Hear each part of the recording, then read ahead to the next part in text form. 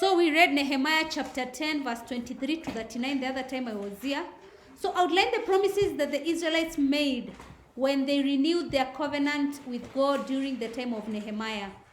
The Israelites promised to live according to God's laws or God's commands, not to intermarry with foreigners, to cancel debts every 7th year, to contribute to the annual temple expenses. That is to ensure the house of God wasn't neglected, to provide sacrifices and offering for the temple. And also here you could say to arrange for the provision of wood for burnt sacrifices, to offer the first fruits of the harvest, or to dedicate their firstborn sons and flock, to pay their tithe in accordance to the law. C. Give 7 lessons learned about Nehemiah's prayers life. What was the question? Can you read the question?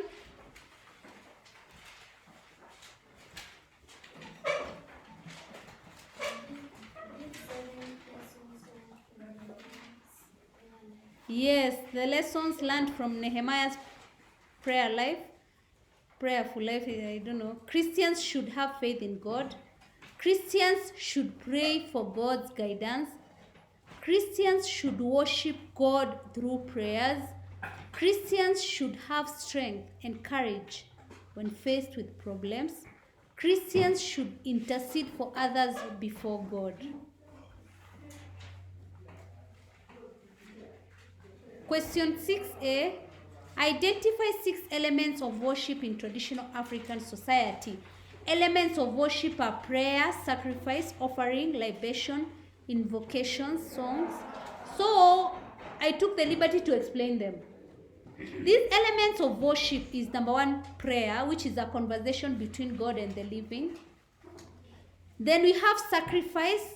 It involves the shedding of blood of animals and humans.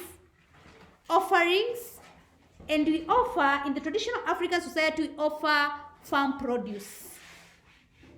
Libation, this is liquid food offered to appease the ancestors.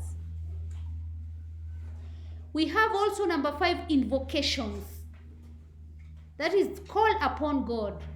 You can call upon God, or you call the ancestors or the spirits. E.g., this is, for example, during the rites of passage. And another element of worship in the traditional African society is songs. These, in basic term, are rhythmical movement to honor their gods. And another element of worship is respecting the place of worship. Question 6b. Identify 7 roles of the priest in the traditional African society. Role of priests. Most of you, if you look at your answers, you forgot that we were talking about the traditional African what? Society. And you were talking about what? The Christian. If you're there, you were saying, you were saying a lot of things in the, you forgot that is in the traditional African. I don't know why you forgot. You should, as you're answering, you keep on doing what?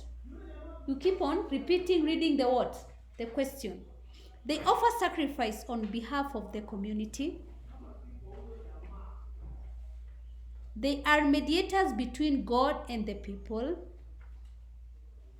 They advise people on proper ways of living. For example, the relationship with the ancestors.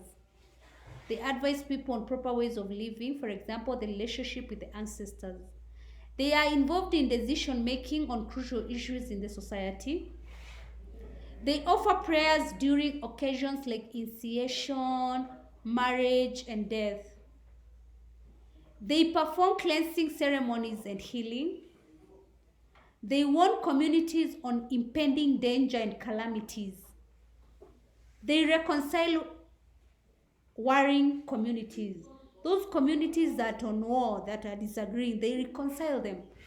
They also preside over oathing ceremonies. Question 6c. State 7 changes that have taken place in the traditional African medical practices today.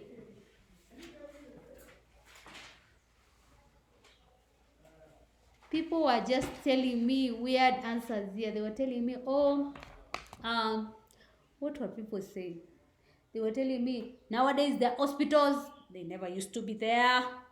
Nowadays they're peculiar things. So doctors are consulted instead of spirits today. Or sorry, I'm going to repeat that. Doctors do not consult the spirits today while treating the patients. So the doctors don't consult the spirits. There is advanced research of diseases. You can say it's advanced research or advanced diagnosis of diseases.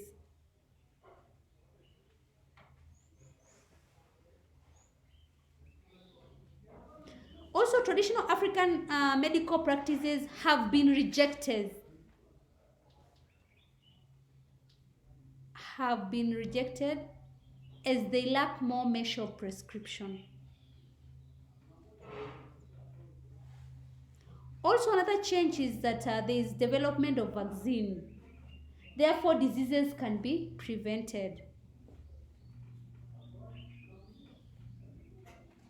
Operations are done using medicine. There is formal training that requires qualifications. So you need to be trained first as a doctor before you practice. Institutions have been established to cater for the sick.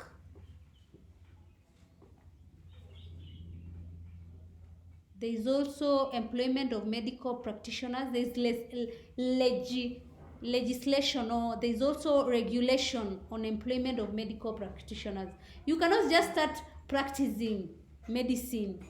You have to follow and adhere to the legislation. For those who want to be nurses you have to go to what? You have to do that. There's an exam that you're supposed to do. Yes, just when you go for law, you have to go to Kenya School of what? Of Law.